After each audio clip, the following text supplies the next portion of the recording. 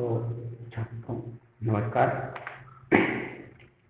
आज हम लोग लाइव क्लास में कक्षा 10 गणित विषय का अध्ययन करेंगे। इसके पहले हम लोगों ने गणित विषय में जो कक्षा 10 का प्रथम अध्याय था वास्तविक संख्या, उनके विषय में हम लोगों ने अध्ययन किया था। इस अध्याय में हम लोगों ने दो बातें सीखी थी, यूक्लिड विभाजन प्रमेय का यूक्लिड विभाजन एल्गोरिथम, अंकगणित के मूलभूत प्रमेय। इन तीन बातों पर हम लोगों ने अध्ययन किया। आज हम उपयोग देखेंगे अंकगणित के मूलभूत प्रमेय का उपयोग।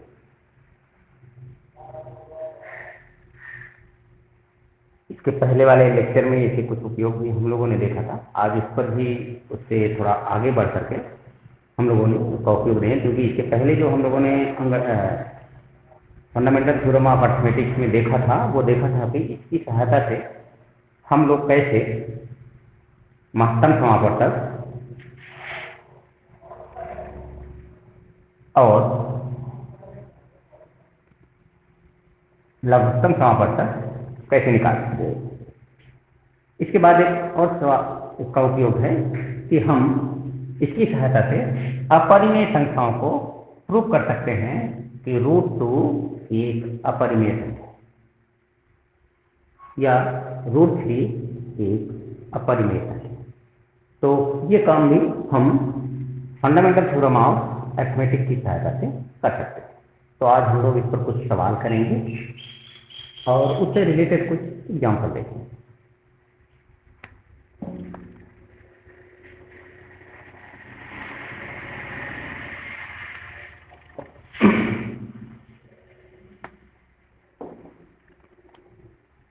तो हम लोग प्रश्नावली 1.2 करने से पहले एक सवाल देख लेते हैं कि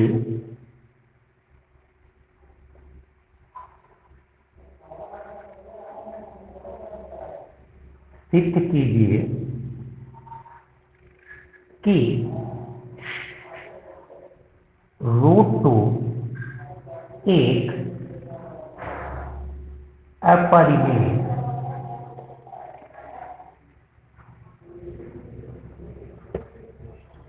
संख्या है। आपको ये दिखाना है कि √2 एक अपरिमेय संख्या। तो इसके लिए हम लोग क्या करेंगे, इसके लिए हम √2 को अपरिमेय सिद्ध करने के लिए हम अंकगणित के मूलभूत प्रमेय का उपयोग करें। तो चलिए हल करते हैं।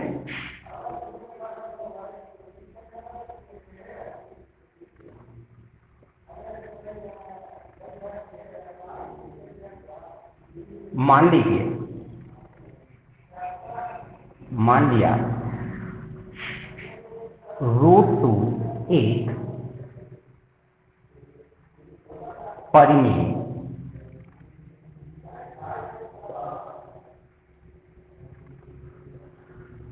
संख्या है। हम मान ले रहे हैं कि √2 एक परिमेय। तो √2 को हम कैसे लिख सकते हैं? अगर √2 परिमेय संख्या है तो सारी की सारी परिमेय संख्याओं को हम लोग a/b या p/q r/s मतलब भिन्न के रूप में व्यक्त कर सकते। इसलिए √2 बराबर r/s। इसलिए होगा जहां r तथा s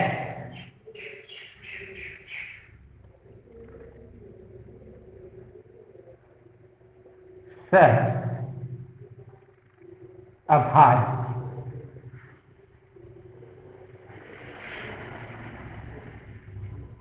पूर्णांक है।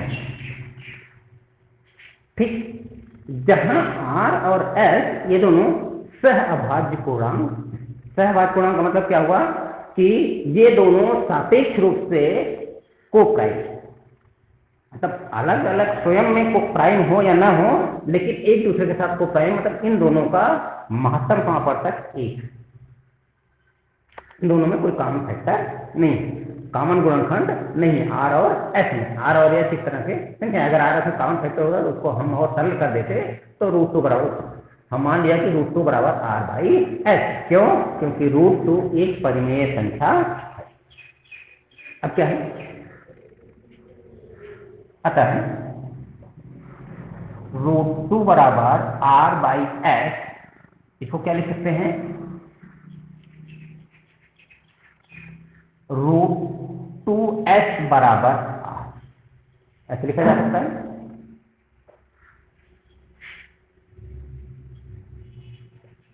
दोनों तरफ वर्ग करने क्या मिलेगा? 2s² बराबर आर स्क्वायर। ठीक, यहां पर 2s² बराबर आर। अब क्या हुआ? ये s² चाहे जो भी संख्या है उसमें 2 का गुणा है, इसका मतलब क्या हुआ? किसी संख्या में 2 का गुणा है तो संख्या सम होगी, मतलब 2 से विभाजित होने वाली होगी, और ये पूरी की पूरी संख्या r² के बराबर है। इसका मतलब r² कोई सम संख्या हो। अब r² कोई सम संख्या होगी तो मान ले रहे हैं कि r कोई सम संख्या है। ये इंप्लाई कर रहा है कि r कोई सम संख्या है। अतः r बराबर 2n लिख सकते हैं। r बराबर क्या लिख सकते हैं? 2n, क्योंकि 2n कोई n का मान कुछ भी रखेंगे तो एक सम संख्या आएगी। तो यहां से ये निकलेगा 2s² बराबर 2n का होल स्क्वायर बराबर 4n²। इसका मतलब क्या हुआ? इसका मतलब हो गया h² बराबर 2n²। दोनों तरफ से 2 का भाग दे दिया तो s² बराबर 2n²। अब यहां पर क्या है कि n कोई पूर्णांक है तो 2n², इसमें भी 2 का गुणा है, इसका मतलब h² सम संख्या है। h² ना बल्कि h ही सम संख्या है। दिस इंप्लाई s एक सम संख्या है। ठीक, अब यदि सम संख्या हो गई, r सम संख्या हो गई, इसका मतलब r भी सम संख्या है और s भी सम संख्या है, तो प्रत्येक सम संख्या 2 से विभाजित होती है। इसका मतलब r और s दोनों 2 से विभाजित हैं। इसका मतलब हुआ कि r और s का कॉमन गुणनखंड है, कॉमन फैक्टर है। जबकि यहां पर हमने माना था कि r और s सह अभाज्य संख्याएं हैं। इसका मतलब अगर √2 परिमेय संख्या होगी तो r और s को सह अभाज्य संख्या नहीं होगा, क्योंकि अगर r s सह अभाज्य है तो इसके कुछ कॉमन फैक्टर होने चाहिए। इसका मतलब हुआ कि ये जो r और s हैं इसके कॉमन फैक्टर हैं। इसका मतलब जो हमने पहले माना था कि √2 एक परिमेय संख्या है, ये √2 परिमेय संख्या नहीं।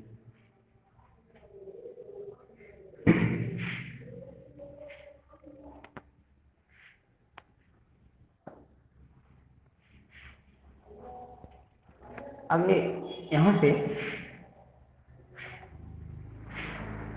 अतः r तथा s दोनों सम संख्या हैं।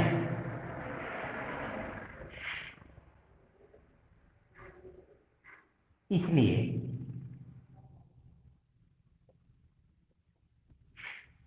r और s सह अभाज्य नहीं है। सह अभाज्य नहीं होंगे। इसका मतलब क्या हुआ?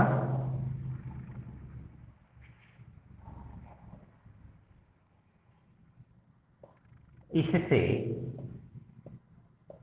ये ज्ञात होता है कि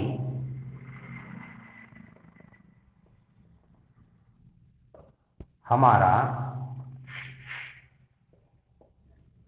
सपोजिशन या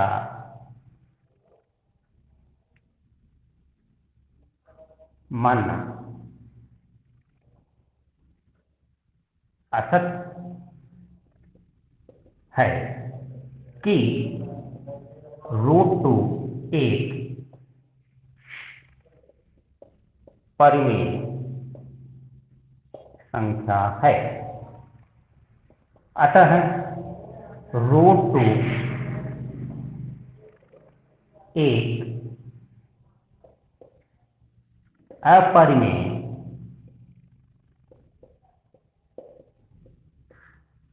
संख्या है। इसलिए रूट टू एक अपरिमेय संख्या। अगर रूट टू को परिमेय मानते हैं तो यहाँ पर हमें रिजल्ट निकलता है कि अगर रूट टू को आर बाई एस लिख रहे हैं तो आर बाई एस को और भी सरलीकृत किया जा सकता है। फिर जैसे ही और सरलीकृत कर देंगे फिर यही लॉजिक लगाएंगे, फिर मिलेगा उसको भी और सरलीकृत किया जा सकता है। इसलिए एक सरलतम भिन्न हमें नहीं प्राप्त हो सकती रूट टू के इक्विवेलेंट या रूट टू के बराबर। इसलिए रूट टू परिमेय संख्या नहीं है, क्योंकि अगर कोई भी परिमेय संख्या है तो उसे भिन्न के रूप में लिखा जा सकता। इसी तरह हम ये सिद्ध कर सकते हैं कि root three, root five, root seven, root 11, root 13 ये सारी की सारी संख्याएं अपरिमेय संख्या। ठीक इसी तर्क विधि के आधार पर हम ये ज्ञात कर सकते हैं कि root 3, root 5, root 7, root 11, root 13, root 6 ये सभी अपरिमेय संख्याएं। फिर आगे हम सवाल करेंगे प्रश्नावली।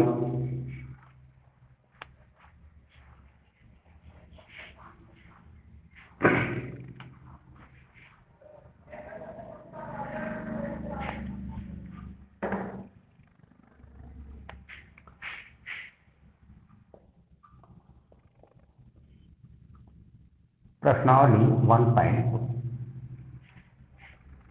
कक्षा 10 का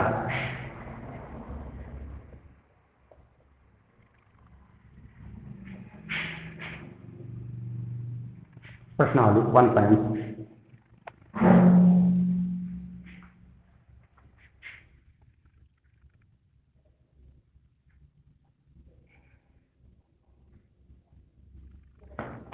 पहला सवाल है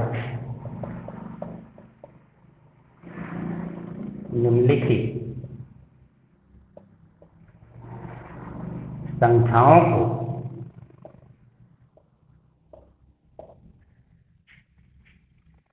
अभाज्य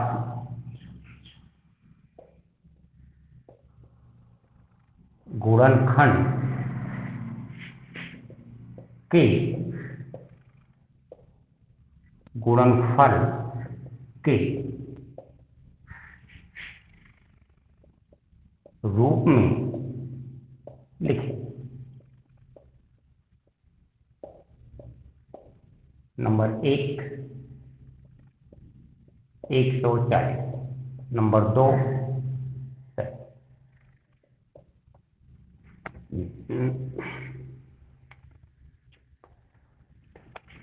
156, नंबर 3 38, 25, नंबर 3 50,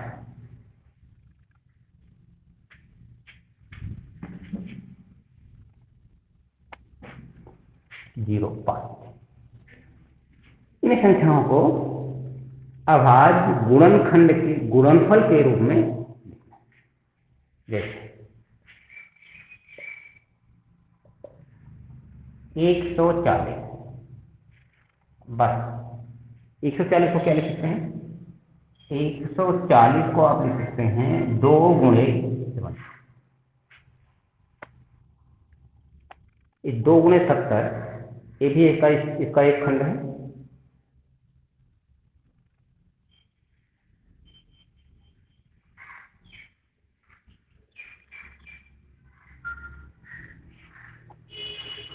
इसे लिख सकते हैं 4 गुणे 35, ये भी इसका गुणनखंड है। इसे और लिखा जा सकता है 2 गुणे 2 गुणे 7 गुणे 5।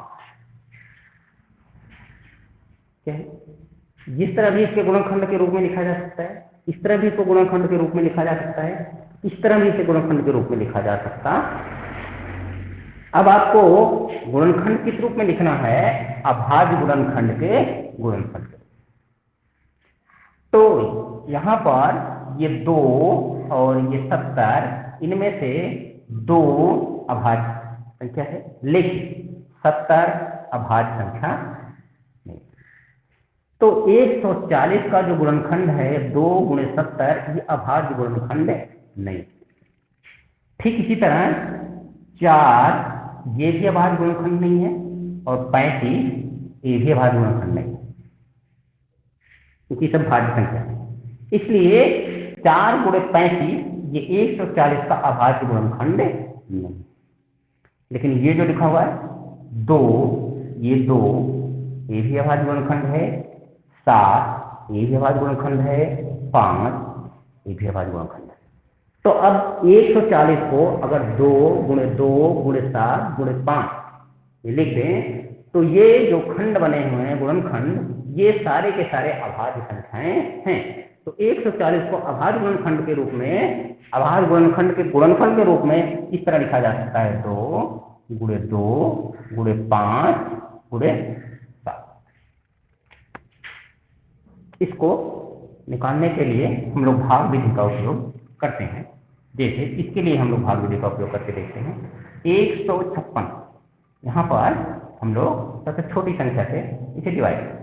2, 2 से 14, 2, फिर 2, 2 3 2 9 18, फिर 3, 3 का 9 3 3 का, फिर 3। अब ये क्या हुआ?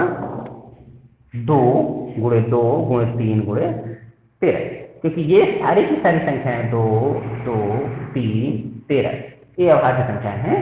तो 156 का अभाज्य गुणनखंड के गुणनफलों के रूप में इस तरह व्यक्त किया जा सकता है 2 गुणे 2 गुणे 3 गुणे 13। इसी तरह हम इन सारे सवालों को हल कर सकते हैं कि दी हुई संख्या को अभाज्य गुणनखंड के गुणनफलों के रूप में कैसे लिखा जा सकता। तो ये लिखने का तरीका है, और ये 2 सवाल किया जा सकता है। तो आप इसको आगे करिएगा। हम इस प्रश्नावली का अगला सवाल होगा।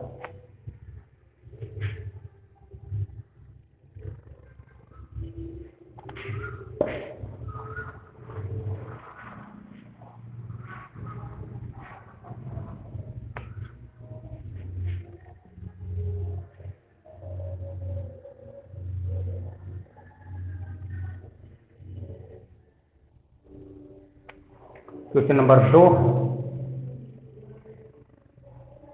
पूर्णांकों के निम्नलिखित युग्मों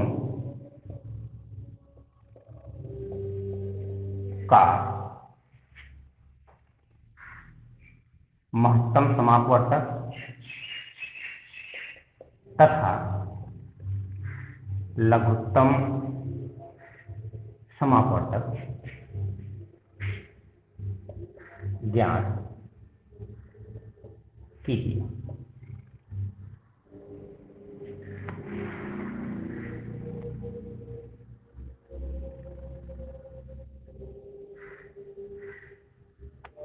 तथा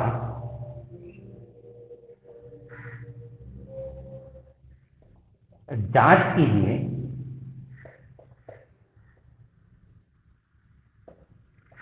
कि दो संख्याओं का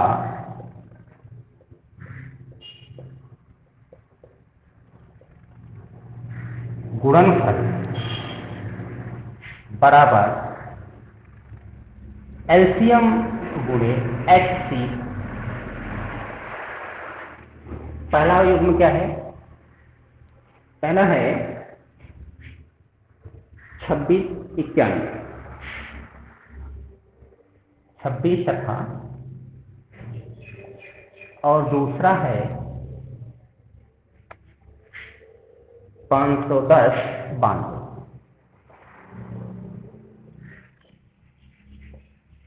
और तीसरा युग्म है 336 तथा 54। ये 3 सवाल।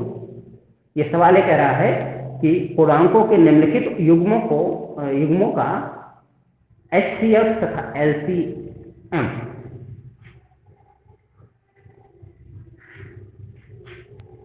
लघुत्तम समापवर्तक तथा महत्तम समापवर्तक ज्ञात कीजिए, और साथ ही साथ इस बात की भी जांच कीजिए कि इन दोनों संख्याओं का गुणनफल उनके लघुत्तम और महत्तम समापवर्तक के गुणनफल के बराबर होता। तो इन दोनों संख्याओं को ज्ञात करने के दो तरीके थे महत्तम समापवर्तक। एक था यूक्लिड विभाजन एल्गोरिथम की सहायता से दो संख्याओं के महत्तम समापवर्तक हम ज्ञात कर सकते हैं। दूसरा अंकगणित के मूलभूत प्रमेय, या जिसे गुणनखंड विधि भी कहते हैं। तो हम गुणनखंड विधि से इन दोनों संख्याओं का लघुत्तम और महत्तम समापवर्तक ज्ञात करेंगे। उसके लिए सबसे पहले हमें इनका अभाज्य गुणनखंड निकालना है।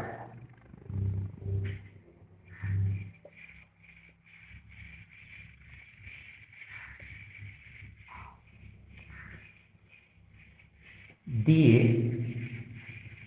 गए संख्या 26 तथा 91 का अभाज्य गुणनखंड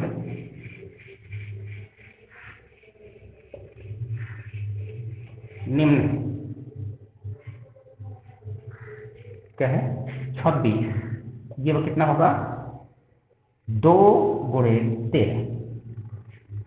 इसके दो ही प्राइम फैक्टर हैं, 2 और 91। इसे क्या होगा? 91। यह क्या है? 7, 7 का 9 7 और 30। तो इससे क्या हो गए? 7 इंटू 30। आपके पास 26 के 2 गुणे 13, 91 का अभाज्य गुणनखंड 7 गुणे 13। तो महत्तम समापवर्तक क्या होगा? HCF ये बराबर कितना होगा? ये होगा प्राइम फैक्टरों के वे महत्तम घात, वे न्यूनतम घात दोनों में उभयनिष्ठ। जैसे दोनों संख्याओं या 3 संख्या या 4 संख्या जितने भी आपके पास नंबर हैं, उन सारे नंबरों को आप प्राइम फैक्टर के मल्टीपल के रूप में लिख दीजिए, मतलब अभाज्य गुणनखंड के गुणनफल के रूप में लिख दीजिए। और उन सभी संख्याओं में जो अभाज्य संख्या का गुणनखंड का महत्तम जो घात, जो सब में कॉमन अभाज्य गुणनखंड संख्याओं का कॉमन न्यूनतम घात का गुणनफल आपको महत्तम समापवर्तक दे देगा। जैसे यहाँ पर अभाज्य गुणनखंड क्या है? 13 इसमें भी है और 13, और इनका न्यूनतम घात एक ही है, ये हो जाएगा 13। इसके साथ अतिरिक्त और कोई ऐसा अभाज्य गुणनखंड नहीं है जो दोनों में कॉमन। तो हाईएस्ट कॉमन फैक्टर कितना आया? एलसीएम क्या है? लोएस्ट कॉमन मल्टीपल, लघुत्तम समापवर्तक। लघुत्तम समापवर्तक क्या होता है कि 2 या 2 से अधिक संख्याओं के अभाज्य गुणनखंडों के महत्तम घातों का गुणनफल। तो अभाज्य गुणनफल, अब इसमें कॉमन की बात नहीं है कि दोनों में उभयनिष्ठ होना चाहिए, बल्कि इसमें यह बात है कि दोनों संख्याओं में जो अभाज्य गुणनखंड है वो गुणनखंड के महत्तम घात जो है, महत्तम घात वाले गुणनखंडों का गुणनफल। तो महत्तम घात इसमें अभाज्य गुणनफल का 2 और इससे गुणे 7, या इसे मोटे मोटे तौर पर ये करें जो दोनों में कॉमन गुणनखंड है उसको लिख लीजिए, और जो उसके बाद जो बचते हैं जो कॉमन नहीं है इनमें जो सबसे ज्यादा घात वाले गुणनखंड, जैसे यहाँ 2 बार 2 होता तो हम 2 बार बोले सबसे अधिक घात वाला, यहाँ 1 बार है, यहाँ 7 बार, 7 एक बार है, यहाँ एक ही बार नहीं है, इसलिए सबसे महत्तम घात 7 का 1 है। तो ये महत्तम समापवर्तक 13, लघुत्तम समापवर्तक 2 गुणे 7 मतलब 14, ये दोनों निकल आए। अब दूसरा सवाल जो है, तथा जांच कीजिए कि दो संख्याओं का गुणनफल उनके लघुत्तम और महत्तम समापवर्तक के बराबर होता है।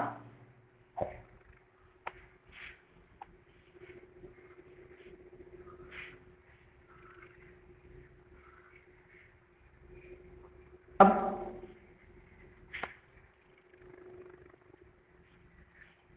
दोनों संख्याओं का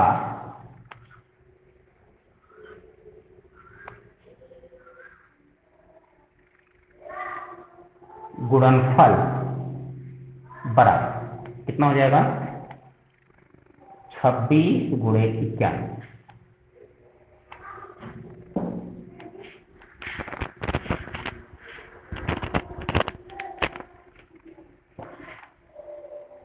छब्बीस गुणे 91, 6 2 9 54, 9 2 18 5 23, 6 6 3 2, तो हो जाएगा 2 3 6।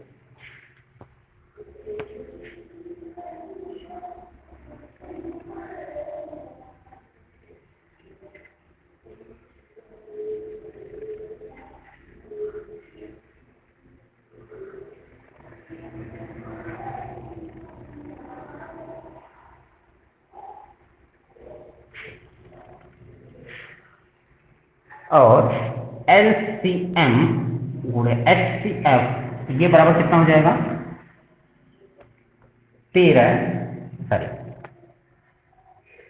14 गुणे 13।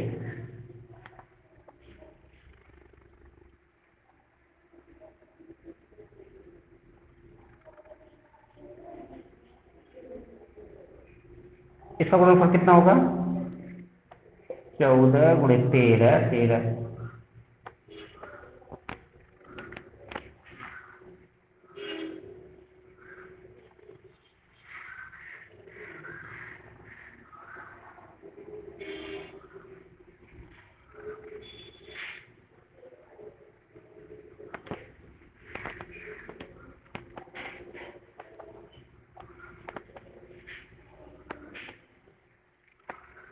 LCM गुणे HCF बराबर 13 गुणे 14 हो जाएगा। 13 गुणे 14, 4 12, 4 का नम 4, 3 का नम 3 और 1 का नम।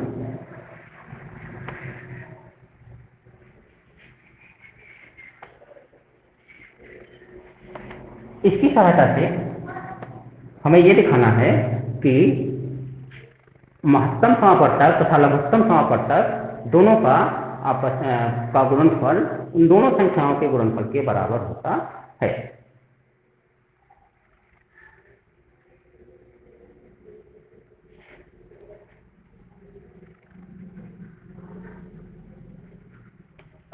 एक बात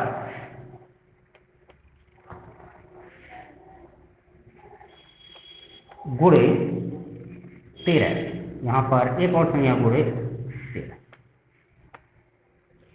क्योंकि जो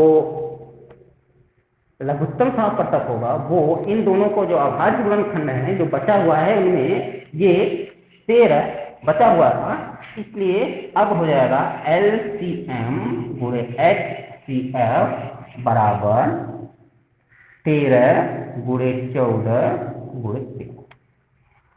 अब ये हो जाएगा 13 गुणे 14, 4 तिहाई 12, 4 का नम 4 1 5 3 1 2 8 1 13, 3 दूनी 6, 8 1 24, 3 का नम 3 2 8 1 6 6 8 3 11।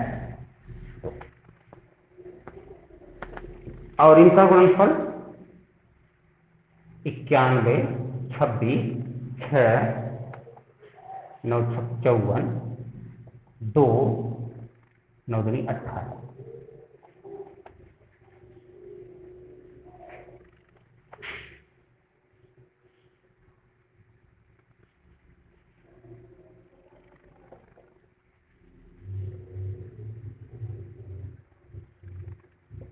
तेरह 1 5 3 8, 3 दूनी 6, 8 1 24, 3 का नम 3 2 5, 8 5 13। अब हो जाएगा 6 6 13।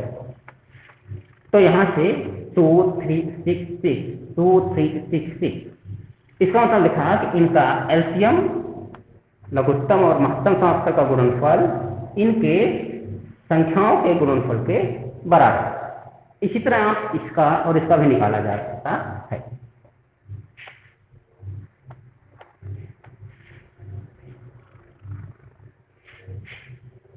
पाँच 510 तथा 92 का अभाज्य गुणनखंड 510 कितना हो जाएगा? 2 दूना 4, 2 पंचे 10, 2 फिर 3 से 3 और 24, 3 पचे 15, फिर 5 से 5 का नम 5 5 7 35। फिर तो इसका गुणनखंड होगा 2 गुणे 3 गुणे 5 गुणे 17, और 92 का गुणनखंड होगा 2 चौक 8 2 छम 12, 2 दूना 4, 2 3 और ये हो गया 3।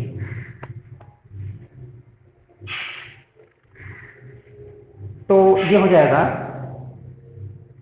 92 बराबर 2 गुणे 2 गुणे 3। अब हाईएस्ट कॉमन फैक्टर जो दोनों में कम क्या है? तो लीस्ट कॉमन मल्टीपल क्या है? 2 गुणे 3 गुणे 5 गुणे 14 गुणे 23।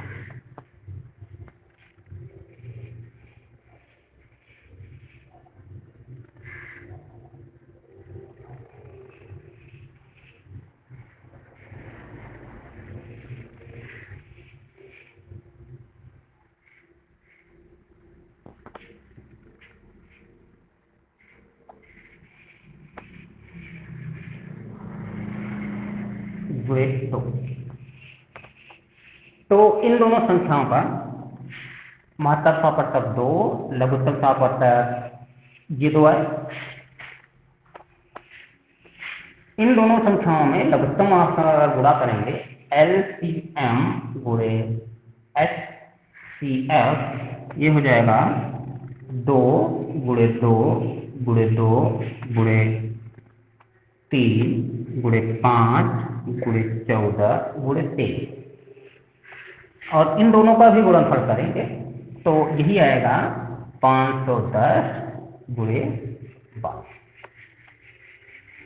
इसका मतलब इन दोनों संख्याओं का गुणनफल इनके लघुत्तम और महत्तम समापवर्तक के गुणनफल के बराबर होता है। इसी तरह इसका भी हम लोग निकाल सकते हैं। ये दोनों संख्याओं का अभाज्य गुणनखंड निकालेंगे। इन अभाज्य गुणनखंडों के बाद इनमें जो सबसे न्यूनतम घात वाले कॉमन संख्या होंगी उनको हम लोग महत्तम, क्या है, सबसे न्यूनतम घात के कॉमन अभाज्य गुणनखंड कितने हैं, यही एक, तो दो। इसके बाद सबसे महत्तम घात वाले गुणनखंड, तो महत्तम घात वाले क्या है, अब इसे एक बात ये ध्यान दें कि महत्तम घात वाले गुणनखंड किसी एक में हो सकते हैं या दोनों में बराबर हो सकते हैं। जैसे यहाँ पर दो दो हो सकता था, यहाँ पर किसी एक में दो जो गुणनखंड है और उसका जो महत्तम घात है, यहाँ पर इसका महत्तम घात 2 है, तो यहाँ पर 2 का महत्तम घात 2 लिया। फिर क्या है, 3 का महत्तम घात पूरे जितने भी फैक्टर हैं दोनों संख्याओं में 1 है, हमने यहाँ 1 लिख दिया। 5 भी यहाँ 1 है, हमने यहाँ 1 लिख दिया। 14 है, 14 लिख दिया, और 23 है तो ये इसका एलसीएम हो गया, ये एचसीएफ हो गया। इन दोनों का गुणनफल किया तो इन दोनों फैक्टरों का मल्टीप्लिकेशन में लिख दिया, जहां की अगर इसको इसको इसको और इसको मिला देंगे तो ये 510 हो जाएगा, और जो बचा हुआ है वो 5। तो इससे ये दिख रहा है कि अगर ये दोनों संख्याओं का गुणा करें तो उतना ही आएगा जितना कि इनके लघुत्तम और महत्तम सापट्यों का गुणनफल आता है। इसके बाद हम लोग अगला नेक्स्ट सवाल करेंगे। ये सवाल भी इस तरह किया जा सकता है।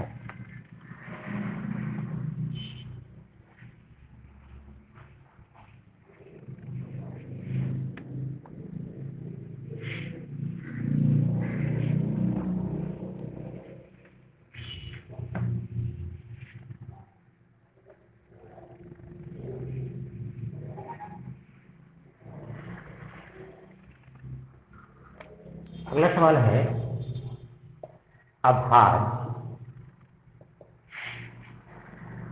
गुणनखंड विधि से, अभाज्य गुणनखंड विधि से निम्न संख्याओं का HCF तथा LCM ज्ञात कीजिए। फर्स्ट है 12, 15, 21 तथा दूसरा है 17,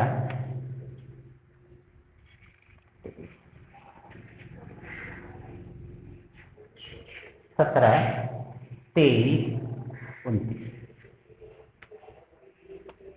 ये दो एक संख्याओं का समूह है 12, 15, 21, दूसरी संख्याओं का समूह है 17, 23, 29।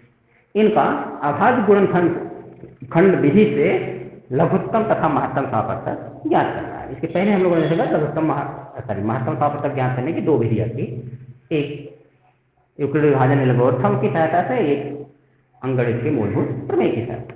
तो यहाँ अंकगणित के मूलभूत प्रमेय की सहायता ज्ञात है। यहाँ पर जो पहला सवाल है 12, 15, 21 का महत्तम सापट्य, सबसे पहले इनका हम लोग अभाज्य गुणनखंड ज्ञात करते हैं।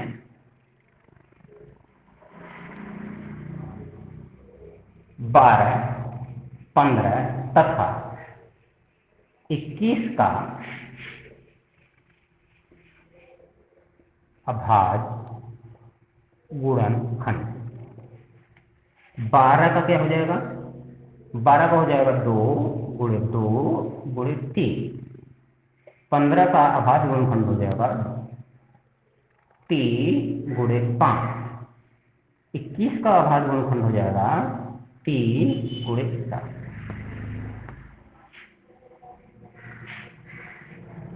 HCF 12, 15, 21, ये क्या होगा, का minimum powers of common factor from given number, मतलब दिए गए संख्याओं के समूह में उनके अभाज्य गुणनखंडों के न्यूनतम अभाज्य गुणनखंडों के न्यूनतम घात जो कि सभी संख्याओं में शामिल है। तो वो क्या है? एक न्यूनतम घात 30। इसमें कितना शामिल है? 30।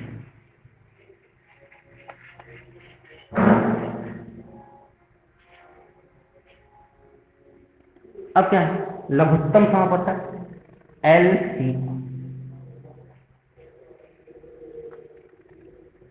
इन जो जितनी भी संख्याएं हैं उन संख्याओं का जो भी अभाज्य गुणनखंड है इनके जो महत्तम घात है, महत्तम घात क्या है? 2 का 2।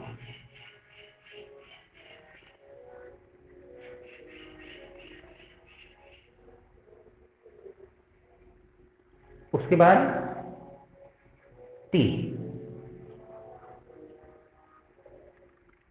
महत्तम घात, पहले, दूसरे, तीसरे, इसमें महत्तम। फिर क्या है? 5। फिर क्या है? 7।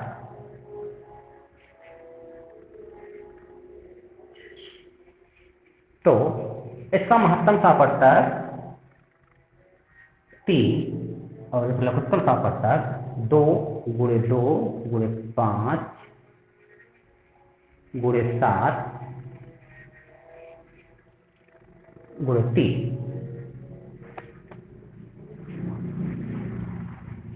इसी तरह हम इन संख्याओं का महत्तम और लघुत्तम समापवर्तक ज्ञात कर सकते हैं। दूसरे के लिए 17 का अभाज्य गुणनखंड 1 गुणे 23 का अभाज्य गुणनखंड 1 गुणे 23, 29 का अभाज्य गुणनखंड 1 गुणे 29। अब इसमें अभाज्य गुणनखंड मिल गए, हाईएस्ट कॉमन फैक्टर ये कितना होगा? इसमें जो कॉमन अभाज्य गुणनखंड है उसका न्यूनतम घात वो कितना है? 1, क्योंकि इसमें कॉमन गुणनखंड कौन सा है? 1, 2, तीनों, और उसका न्यूनतम घात क्या है? 1 है। तो यहां पर लघुत्तम समापवर्तक अभाज्य गुणनखंडों का महत्तम घात यहाँ 17 है, 17 का महत्तम घात 1 है, 17 गुणे 23 गुणे 29। तो लघुत्तम समापवर्तक होगा 17 गुणे 23 गुणे 29 और महत्तम समापवर्तक होगा 1। क्यों? क्योंकि ये सारी की सारी संख्याएं अभाज्य संख्याएं हैं, सह अभाज्य संख्याएं हैं, मतलब इनका आपस में कोई महत्तम समापवर्तक नहीं है। ये सह अभाज्य संख्याओं का महत्तम समापवर्तक 1 होता है। तो इस तरह हम लोग दिए गए युग्मों में से अभाज्य गुणनखंड विधि की सहायता से महत्तम तथा लघुत्तम समापवर्तक ज्ञात कर सकते हैं।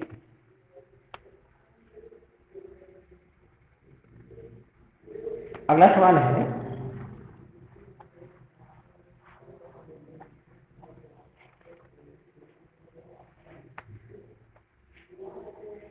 Question number 4।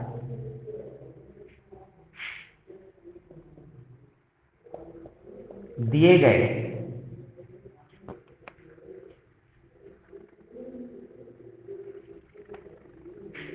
HCF ऑफ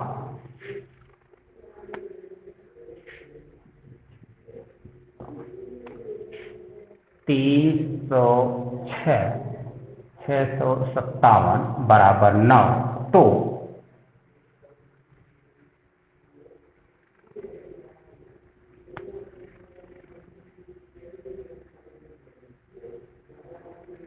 तो ज्ञात कीजिए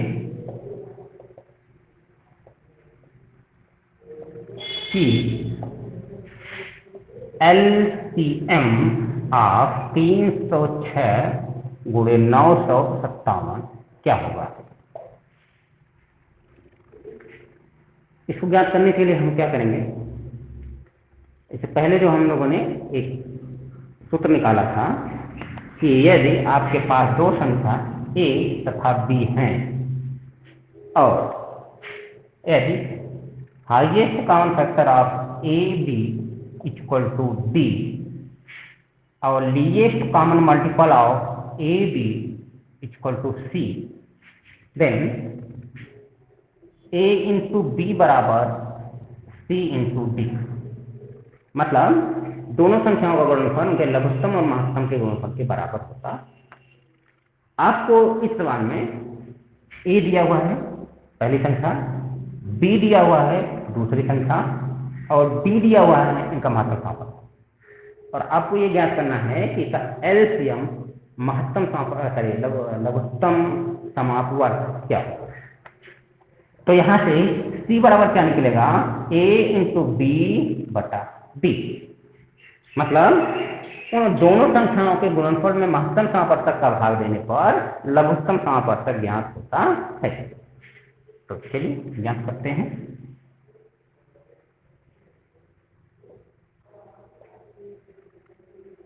यहां पर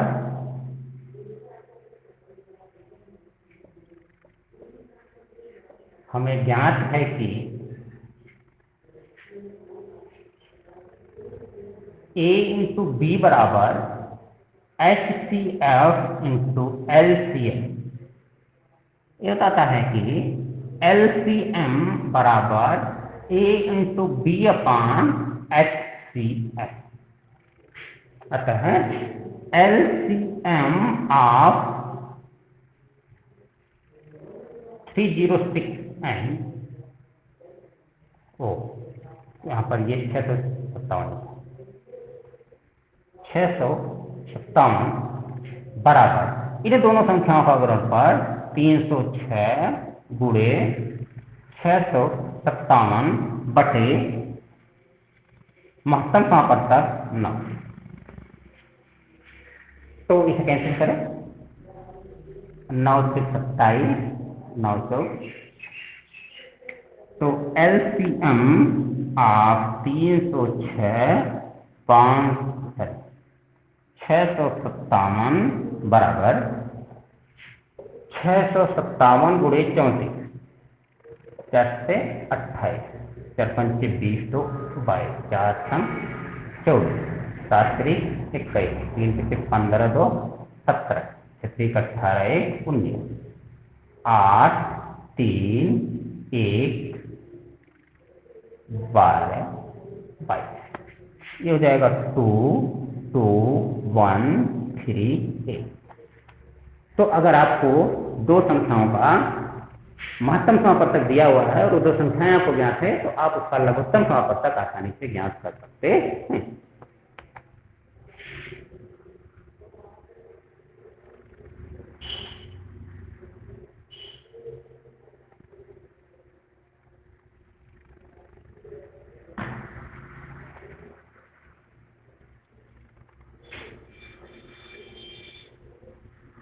दूसरा सवाल हम करते हैं।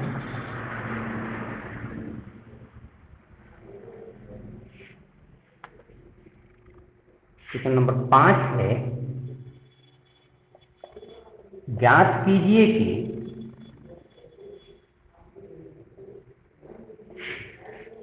किस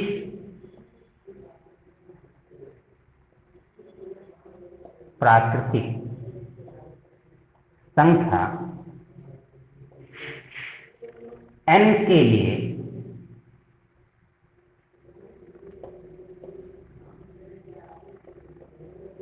सिक्स पावर n का अंक 0 पर समाप्त होगा।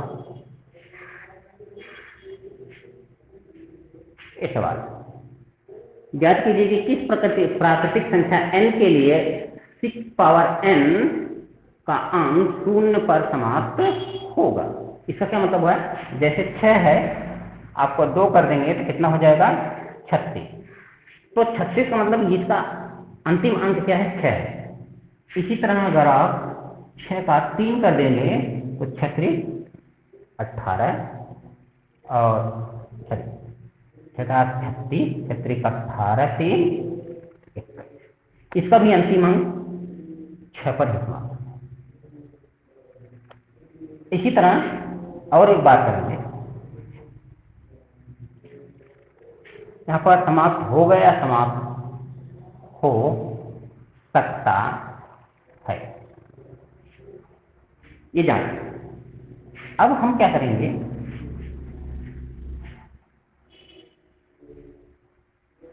हमारे पास है 6 पावर,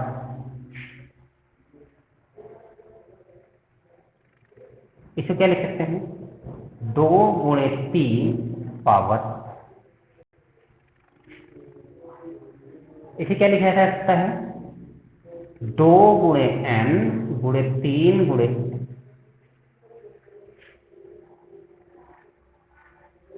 अब 2 का गुना करते जाइए, 2 गुणे 2 बराबर 4, 2 गुणे 2 गुणे 2 बराबर 8, 2 गुणे 2 गुणे 2 बराबर 16, 2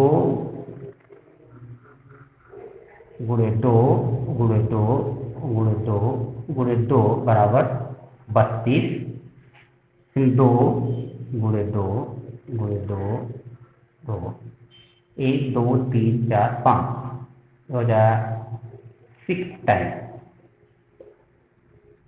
तो ये हो जाएगा 2 दूना 4 64, फिर 2 गुणे 2 गुणे 2 7 टाइम,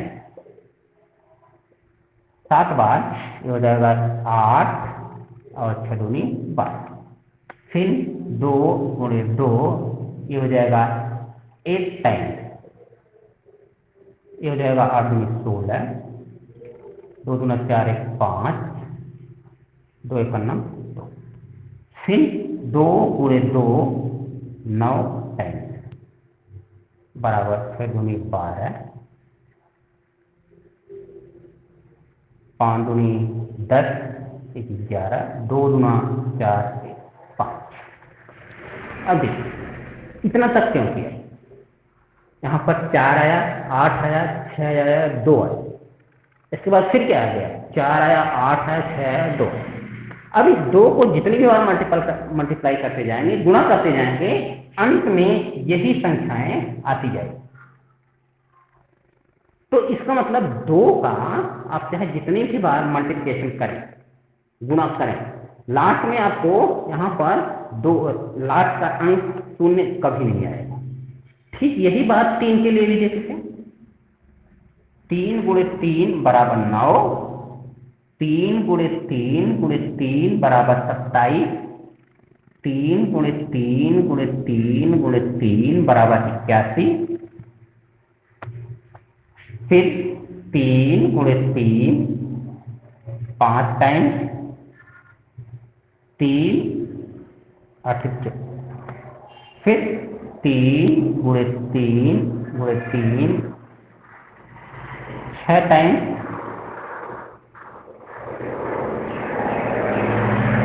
ये हो जाएगा 3 का 9, 3 12 13, 3 दूनी 6। अब क्या देखिए, यहाँ पर 9 आ रहा है, 7 आ रहा है, 1 आ रहा है, 3 आ रहा है, फिर 9 आ रहा है। अब फिर आप 3 का गुणा करते जाएंगे तो 7 आएगा, फिर 3 गुणा करेंगे 1 आएगा, फिर 3। तो 3 का भी चाहे जितनी समय गुणा करें, लास्ट में 9 7 1 और 3 ही आएगा। और 2 को चाहे जितनी बार गुणा करेंगे, लास्ट में 4 8 6 2, ये दोनों संख्या है। और फिर इन दोनों का आपस में गुणा करेंगे, क्योंकि यहाँ पर 2 पावर n और 3 पावर n, तो ये बराबर संख्या है। मतलब जैसे यहाँ 9 आएगा तो यहाँ पर 4 आएगा, फिर इन दोनों का अगर आप गुणा करेंगे तो 0 नहीं आएगा, फिर 7 और यहाँ लास्ट में 8 आएगा, इनका भी गुणा करेंगे तो 0 नहीं आएगा, 1 और 2 आ रहा है तो 0 नहीं आएगा। इसका मतलब n का मान चाहे जो भी आप रख ले, 6 पावर n के अंत में 0 नहीं आएगा।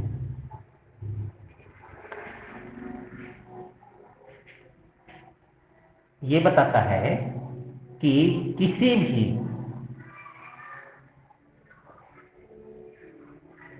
प्राकृतिक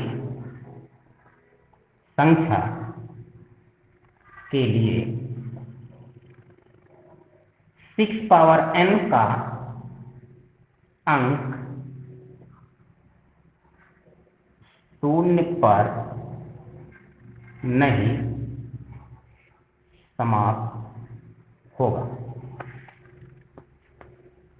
अतः 6 पावर n का n चाहे जो भी प्राकृतिक संख्या आप रखेंगे उसका अंतिम अंक शून्य पर नहीं समाप्त हो।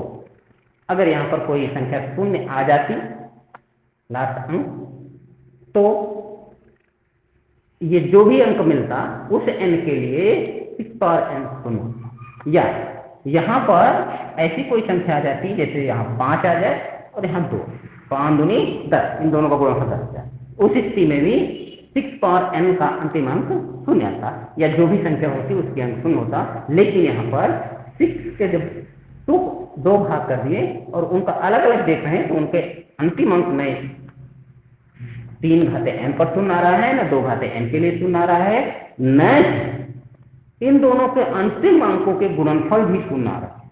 तो ऐसी स्थिति में n का कोई भी ऐसा मान नहीं मिलेगा जिसके की सहायता से 6 पावर n का अंतिम अंक शून्य आ जाए। तो आज के लिए हम लोग इतना ही करते हैं। अगले दिन इसी प्रकार इस प्रश्नावली के आगे हम लोग सवाल करेंगे, जो होगा कि अपरिमेय संख्या और परिमेय संख्याओं का दशमलव निरूपण। तो अगले दिन हम लोग इस 1.1 के एक आध सवाल करेंगे, उसके बाद हम लोग देंगे संख्याओं का वास्तविक संख्याओं का दशमलव निरूपण। आज के लिए बस इतना ही, धन्यवाद।